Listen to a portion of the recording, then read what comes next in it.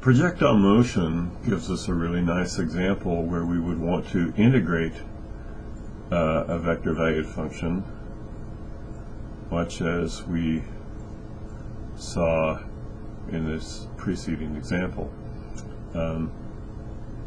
What does it mean if I say projectile motion? That would be something like an arrow, perhaps, or a bullet. Because if you have projectile motion, then after you've given the projectile an impetus, there's no longer any forces acting on it except its initial impetus and gravity.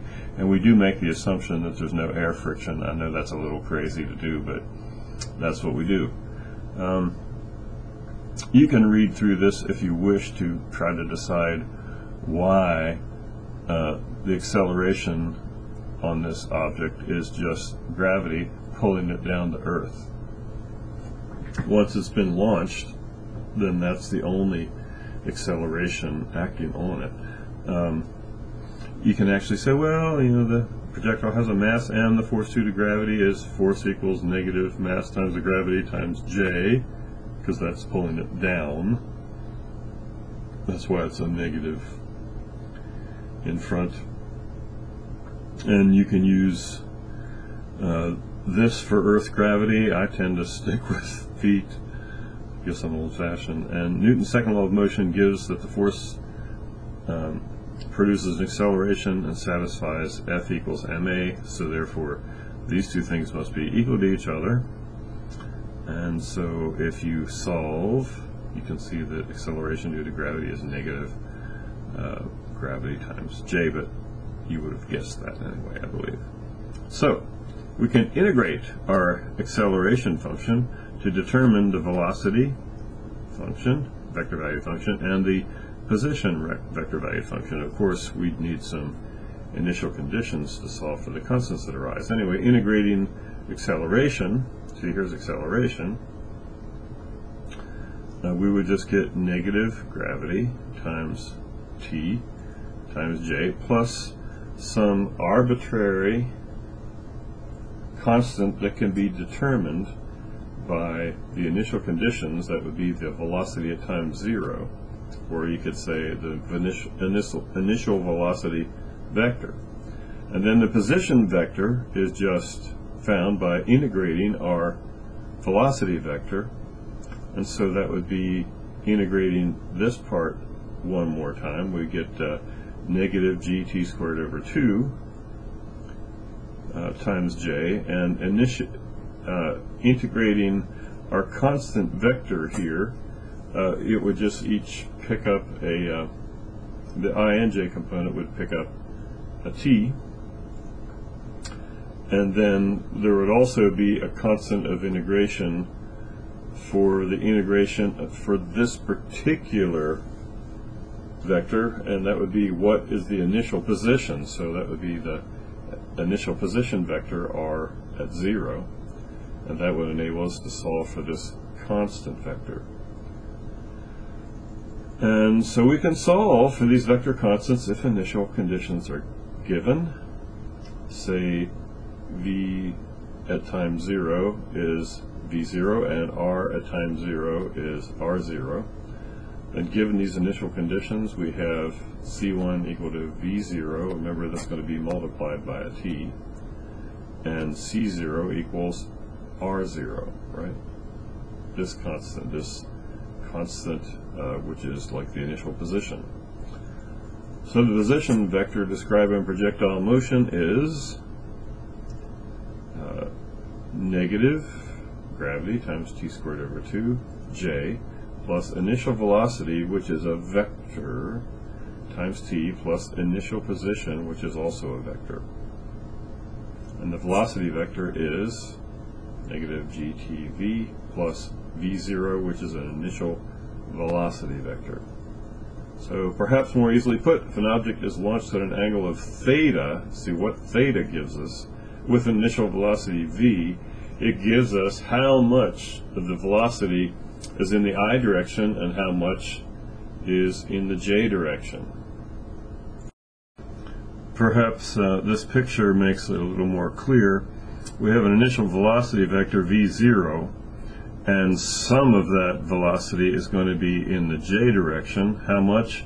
Why, precisely v0 times the sine of the angle theta. This is the angle theta right here. And some of it will be in the I direction, and that would be precisely v sub 0 cosine of theta, where this is the angle theta right here. So, what does that mean for our problem here? Our initial velocity vector has part of it is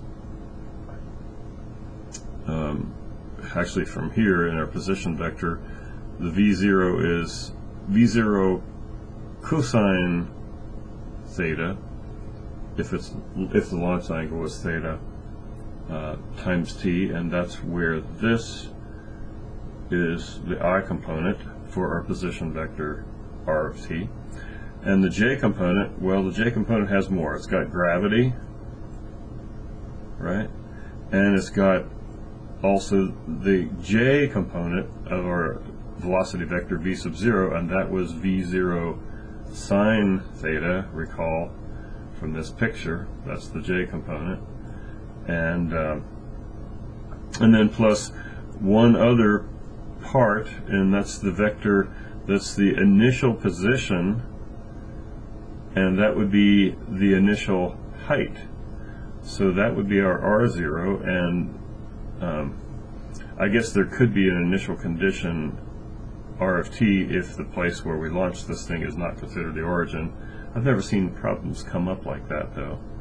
But that, of course, doesn't mean they couldn't, but I just can't imagine how that would happen. So this is like the I component and the j component. Actually, if it did happen and I was working with vectors, remember vectors are such that you could put them anywhere you want, so I'd put the tail of the origin, and then I'm back to exactly what I have right here, with this being the initial height, h. That was our vector r sub 0. Where did we start from?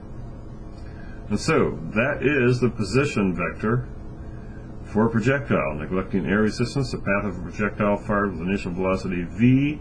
Remember, it has components v0 or v cosine theta for the I part and v sine theta for the j part.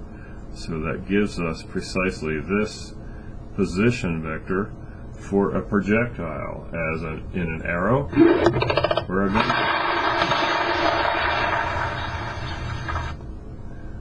So that's developed. I hope that's pretty good.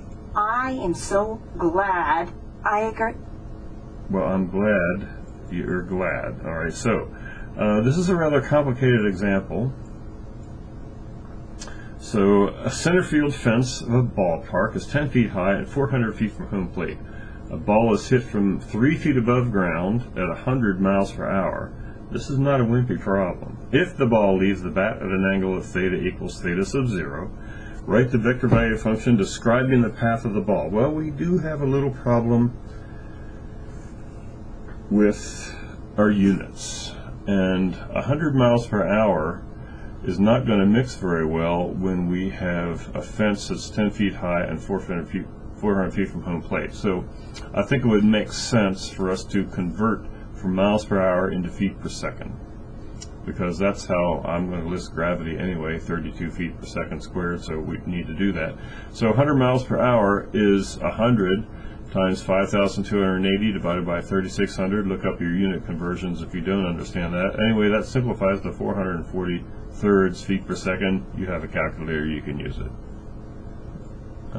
So our velocity vector, negative 32tj plus v0. Remember, the v0 has an I component and a j component. And here is the v0, here is the I component, here is the j component.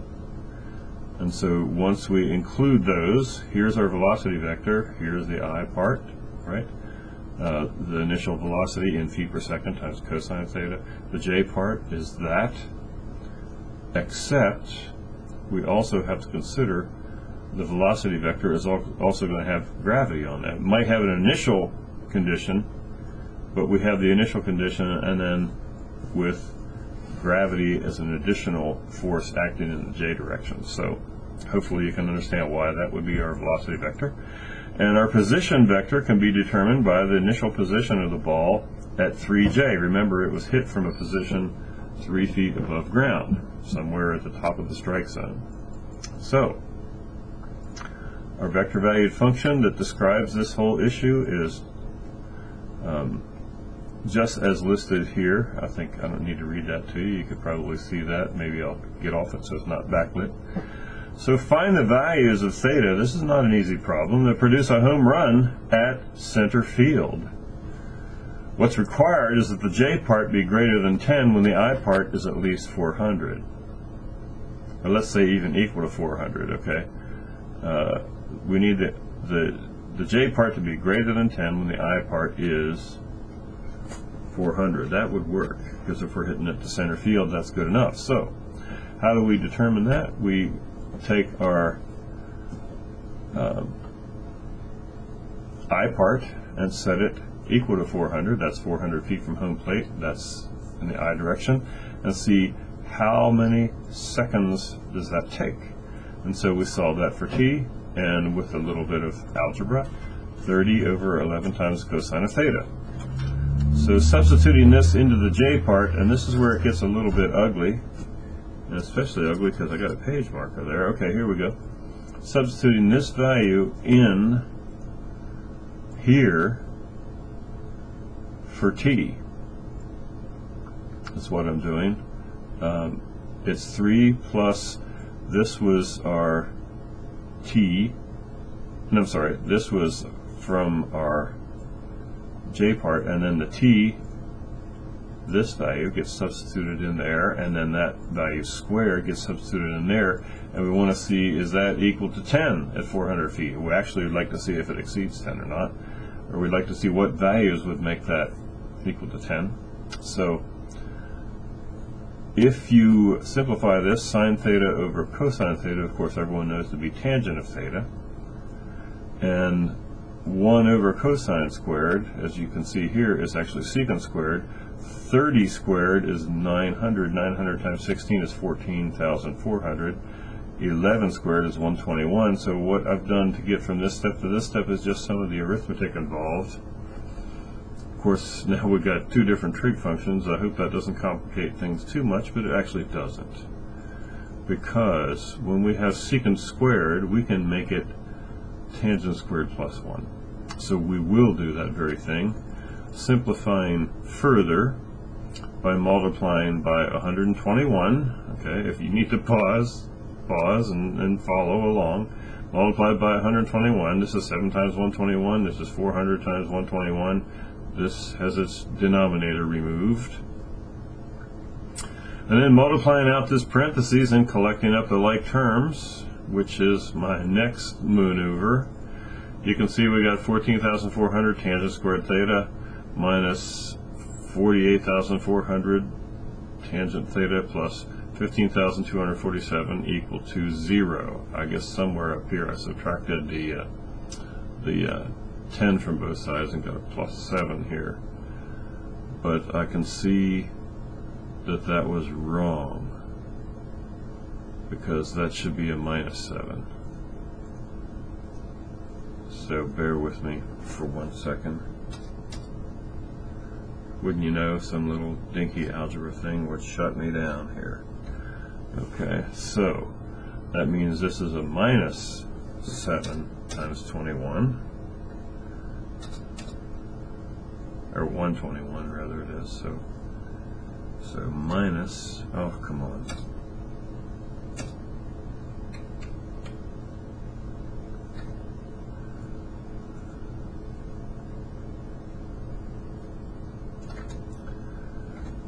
oh good, so this is going to be minus 847. Bear with me please as I continue to suffer here. Minus, oh I got that one in there quickly and easily, except for this extra parentheses I wasn't expecting. There. That will make this into something I wasn't expecting. It's 14,400 minus 847, so 14,400 minus 847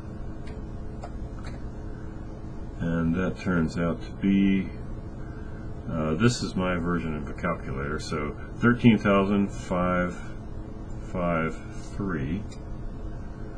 So this is what goes here, 13,553, 13,553, there we go, that's correct. And that's quadratic in tangent. Well, I fixed some of my calculations before I came back here to this, and so this is quadratic, as I'd said, a little different number here than what I had before, and here was one of my answers when I used the positive square root, and I got this number. Of course, that number is a number in radians, and so when I find this number in radians, I need to say, well, what angle has that as its tangent? And so I did an arctangent and got my answer in radians, 1.25, and in order to convert that, I multiplied by 180 over pi and got 71.8629. You can read it all if you want, degrees. And so that is one answer. The other answer would come from the negative in the formula. And so if I did that, I evaluated that, got this number, 0.308299, etc. I said, well, that means tangent of angle theta is this number, right? Because that's what it was solved for.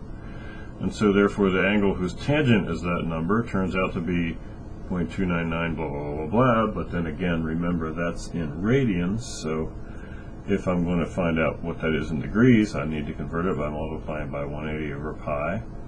And I did that very thing. I got 17.1345 degrees, and to 2 decimals, I guess I should, or 3 decimals, I should have made that a 5. And so, if you hit that ball at 100 miles per hour, that's pretty quick hit baseball. It'll clear the 10-foot center field fence 400 feet from home plate when the angle is between 17.135 degrees and 71.863 degrees. Wow. Without a calculator or computer, that would be a killer problem. I agree.